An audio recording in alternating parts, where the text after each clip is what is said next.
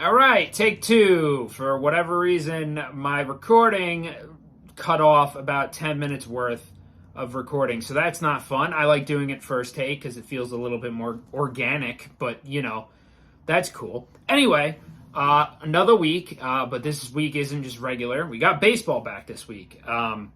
You'll be seeing this a day after opening day at 3 o'clock on Fridays because that is the time that I like doing. But yeah, so Yankees won't be playing opening day, but they will be playing Friday, I believe. I think they play a doubleheader, which is nuts. Something like that. It's pretty nutty, but whatever. Yeah. So the Yankees won't be playing. I have a brief talk about them later on, but I can't really talk too much about them because I don't know yet, and you'll understand what I mean. But first, we're going to talk about the other team in New York, and that's the Mets. And that's the Mets losing DeGrom for 4 weeks, which is a minimum 4 weeks. I believe Passan was the one who tweeted out that he thought 4 weeks was a bit on the optimistic side and that he could wind up missing a majority of the season, which is just brutal for Mets and Met fans because, you finally start putting together something over there. You're formulating something. Now, granted, it relies heavily on the pitching aspect of baseball, because their offense wasn't great last year. Granted, I think they made a couple of good moves. Don't get me wrong. They had a way better offseason than the Yankees, but a lot of it relied on their pitching, and now their best pitcher is out for at least 4 weeks, and a lot of people seem to think he could be out for a majority of the season, which just hurts. It's funny because a gambling site, which I'm not going to say their name because they just screwed me, which was hype, but said that they had a boosted bet for the Mets and the Yankees to win 91 games. And the day before DeGrom got injured, I was like, this could happen. It could definitely happen if everybody stays healthy, especially if the Mets re-sign Conforto. That's why I didn't lock in the bet at first, because I was like, let's see what happens with Conforto, because at this point, personal opinion, I don't think a return is likely because it's been a while, and you would now think that, now that it's close to the start of the season, he would have just signed if he was going to come back. But we'll see. But still, I was like, all right, let's just wait a little bit because I had 5 days or whatever. So I was like, yeah, we'll just wait. Next day, DeGrom gets injured. And they didn't remove that boost for whatever reason. You'd be a psychopath to say that the Mets are going to win 91 games right now with DeGrom not being in for an undisclosed amount of time. But yeah, all right, so moving from there, I'm going to first talk about the Guardians extending Jose Ramirez to a 5-year, $124 million deal. That also includes a full no-trade clause, which basically just means Jose's not going to be traded. I still think he's being underpaid, and I don't quite understand why. I do think because Correa kind of broke the market a bit. The market is, I don't know. But I really feel like he's still getting underpaid. So I don't really know what to say. I mean, obviously he was getting underpaid before.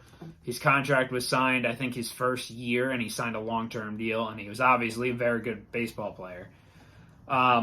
But yeah, no, in the long-term scheme of things, the Guardians are going to suck. So it doesn't really matter for the league. The only thing that matters is that Jose will most likely not be traded, which sucks because Yankee fan, I kind of wanted them to make a move. I didn't see it happening. There's no, because he's the third baseman. They just got Donaldson. But, yeah, I didn't see it. And I know Padre fans, there's a report that the Padres could be in on him. And obviously now it's very, very unlikely because he just signed a goddamn extension. Anyway, let's move to Meadows, the Tampa Bay's trade of Meadows to Detroit, which I don't really know what to say. Tampa gets a prospect back and a player to be named later, I'm pretty sure. Look, I can't really shit on what they're doing because they get it right. They do it all the time. But it's just weird. It doesn't. I think Meadows is a different case than Blake Snell when they traded Snell back, because Snell couldn't go deep into games, and he really couldn't go deep into games. Like, people don't talk about, he was 5-6 innings the most. So yeah, I don't know. You know, they gave him slack that they pulled him early in one of the World Series games. He's a good pitcher, but he is not a great pitcher. That's why when San Diego traded for him, I was just like, they're getting a good pitcher, but I believe they gave up a decent amount too. So I was like, I don't see it. I don't see it. All right, so I don't know quite what happened. My phone has been stopping a couple times. That's why I said take two at the beginning, and it stopped again.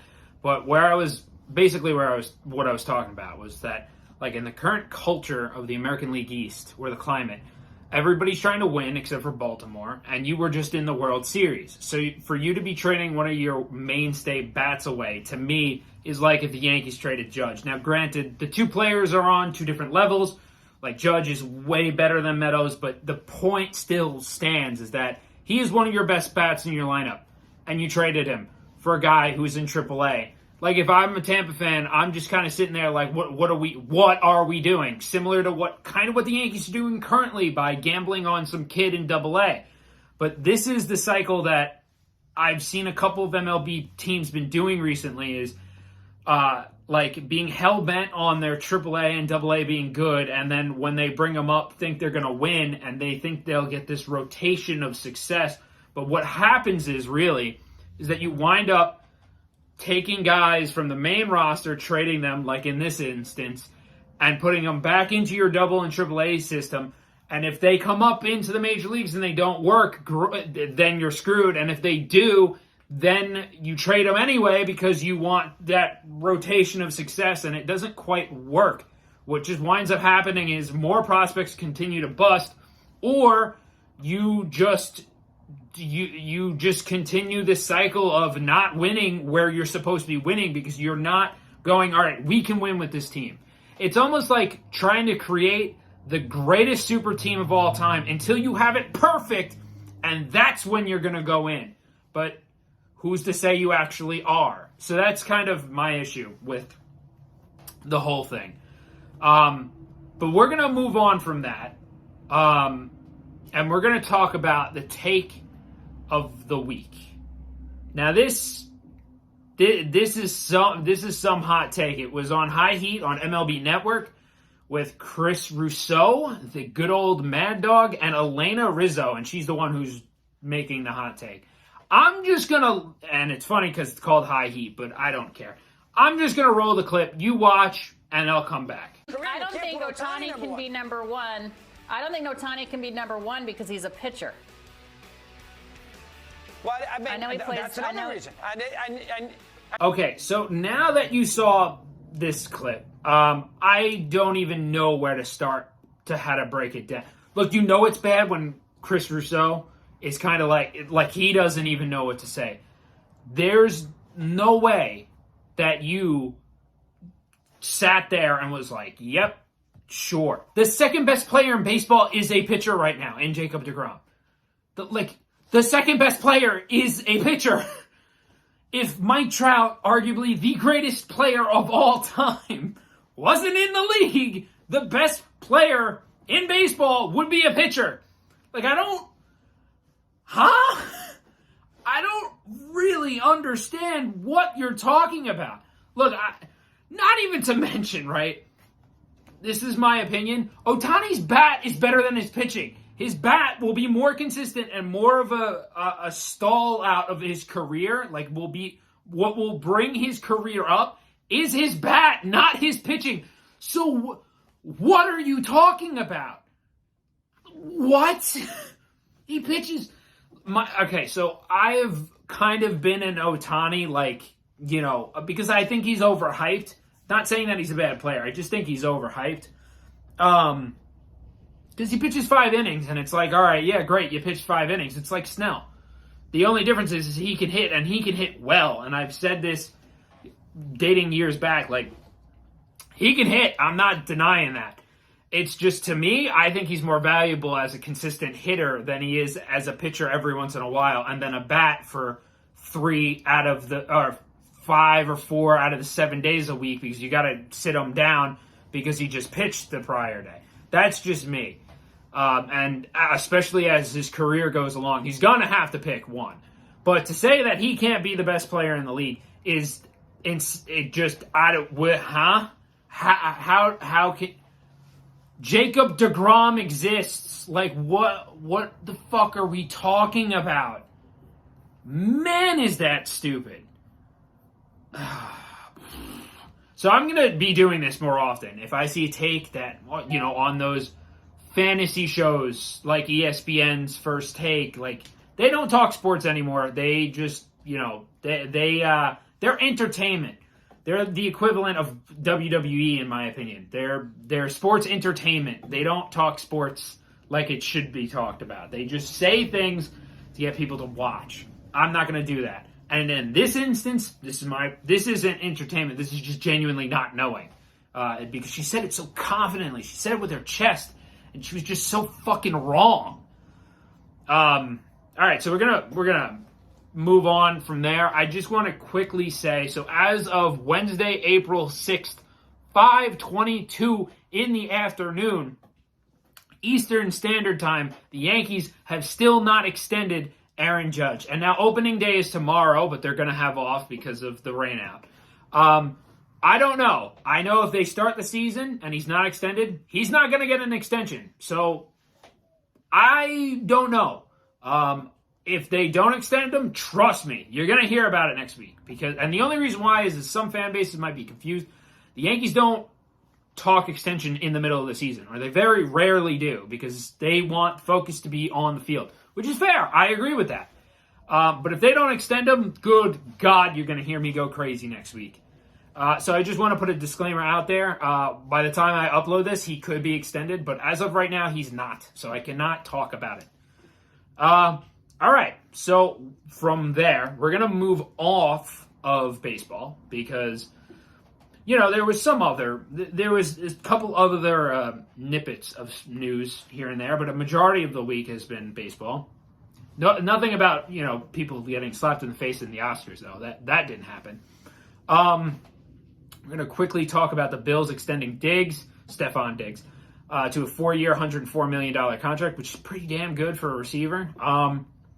Yeah, I don't know. I just, the AFC, like I've said the past 2 weeks, the AFC is just stacked. And apparently Stephon Diggs is ready for the smoke over there because, man, it is going to be hard to compete in that conference consistently. But, look, all out for those guys who are willing to stay. Because right now, if I was a star, I'd be running to the NFC because 2 teams I got to beat. Tampa Bay and the Rams. That's it. If I could get by them, I'm in the Super Bowl. Don't know if I'm going to win, but at least it's an easy shot to get there. All right, so that's really it for football. There wasn't too much football news. And we're going to wrap up with the NBA because, again, there was really no other outer news that I wanted to talk about this week. We'll talk with Kevin Durant, and I just want you to look at that. That's very important with everything that I'm about to say here, okay? This is very, you need to understand, I am an OKC fan, so I am going to come off biased, but I don't think anything I'm going to say is an absurd thing to say. I think everything I'm going to say is fair, and I try to be fair with Kevin because I think a lot of times people aren't fair, or they like to lean, well, he is so good and he does talk so much shit, so a lot of people are a little scared to be completely, brutally honest. I'm going to be fair, okay? And this is a statement to any time I talk about Kevin Durant, because he loves talking about OKC and his past, but somehow decides that it's not relevant to anything. Relevant to anything that's happened to him or how fans have treated him. He pretends like those things don't matter, but they do. Anyway, so Durant was asked by The Ringer this week. He was talking about the Warriors retiring his jersey, and this is the quote that he said. OKC has to retire my jersey. It wouldn't even be good for the game of basketball if they didn't. The same with Golden State.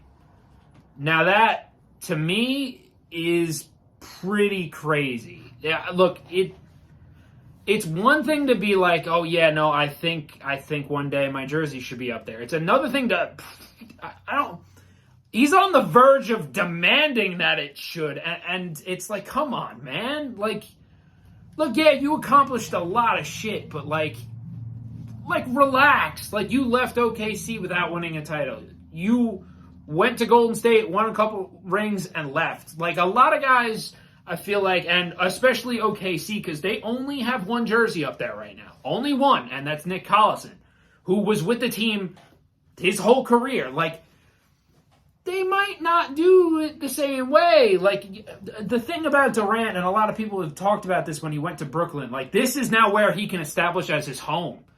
I don't think 3 different teams in the league are going to be like, yeah, let's hang his name up on the rafters. To me, it's a little crazy. I think it'll happen in Golden State, and I think it ultimately will happen with OKC when everybody's over everything. But statements like this, to me, don't help anybody move on. Like I said, I think he will in the long term, but I just think it's a little crazy to come out and say it like that, especially as a player playing right now. To me, I feel like you could, I don't know, just be like, yeah, I hope one day. There's just better ways of phrasing things. I don't know. That's just me. Yeah, and lastly for this week, we're going to talk about the Lakers being out of everything. They're not just out of the play-in, they're out of the playoffs. And now I really do want to dive into this because I do have a lot of thoughts, and you saw a couple of them come out last week when talking about LeBron and how he just didn't decide to get into a play with Westbrook. Man, so I'm kind of in awe because, so Bron doesn't play, the last 3 games, the last 2 games? And I'd assume he's not going to play now. That ankle better be gone. Like, that thing better be broken. Because, man, for a guy who, there's just so much, you got to be playing. Let's just put it that way. I'm just going to break it down to brass tacks. You need to be playing these games. Unless your ankle is physically broken. Which, if it was, I believe we would already know about it. You should be out there.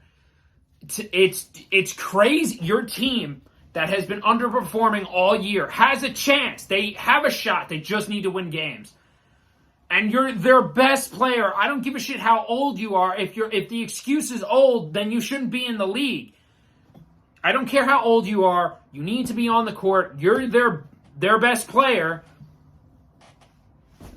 And they're not going to do anything this year. They're going to be sitting home and watching games. I would assume they're going to trade Westbrook because Westbrook is going to take the brunt of everything. But to me, it all comes down to, big thing is Davis not playing a lot.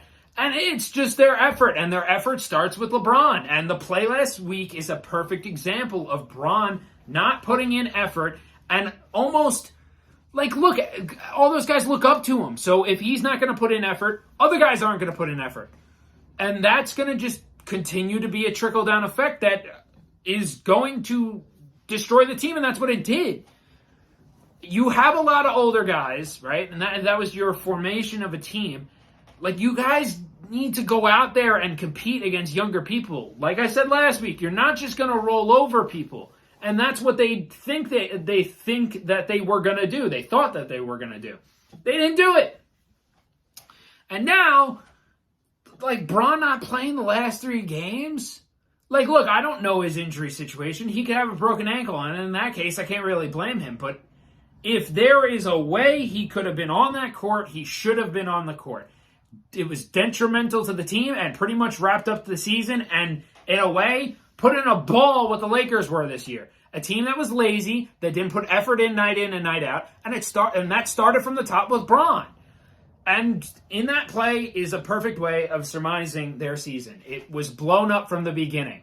You got Laker fans talking about, well, if we had X, if we had Y, we would have been better. No, because you didn't play defense, you didn't play with any effort, and the biggest thing, you didn't have shooters. So it didn't quite matter. Westbrook, a guy who the only goddamn years he's been able to play without shooters was when he was in OKC, and he was able to blow by everybody. He can't do that anymore. He is older. He is not Ja Morant, for example. He can't do what Ja does, right? He needs shooters. That's why it worked in Houston. That's why it worked in Washington. You just put together a team of non-shooters. You know, the Laker fans are talking about, well, if we had DeMar. I actually think they would have been worse if they had DeMar. I don't care if he's averaging 27 points a game. He has shooters with him, so he has space. Unlike the Lakers, where he doesn't have space, they don't have shooters, they don't play defense, they don't play with effort. I was talking with somebody. There's only one guy on that team that put in effort every night. And I don't mean like play hard, because you could play hard without effort. And that was Malik Monk. You could see he would go out there and play hard. And again, I don't watch them every day, so I can only go off of what I've seen. So I want to make that very clear. I don't know for a fact. Only Laker fans know for a fact. But from what I've seen, Monk was the only guy who went out there and played with effort. Everybody else just thought they could roll over teams, and it didn't matter. And that started with LeBron, in my opinion. And it came to a wrap when he didn't play the final 2 games, in which they could have made the playoffs, but he was sitting on the bench. Now, I do want to make it very clear. I saw his ankle. I saw the injury. It did not look good. So I don't know. It could be really bad. And again, if it is, then shit, I'm wrong. But if it's not, he should have been out on that damn court, man. That's all I'm going to say. That's going to do it this week, for sure. That's going to do it this week.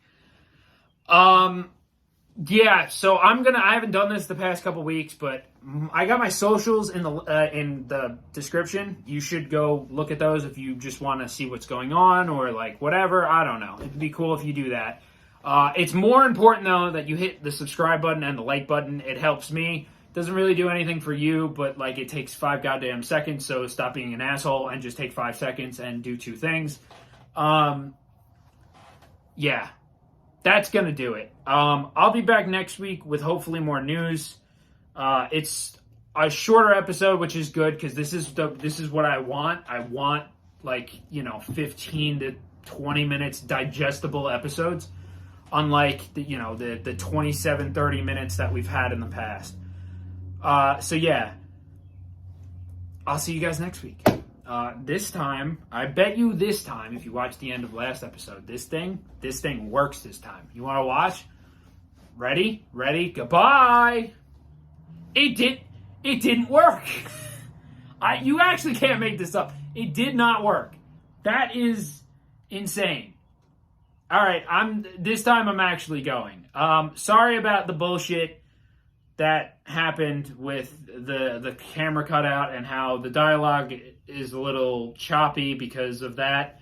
I think I know what happened. It shouldn't happen again. If it does, again, I'm going to punt my camera. So hopefully it works this time. Ready?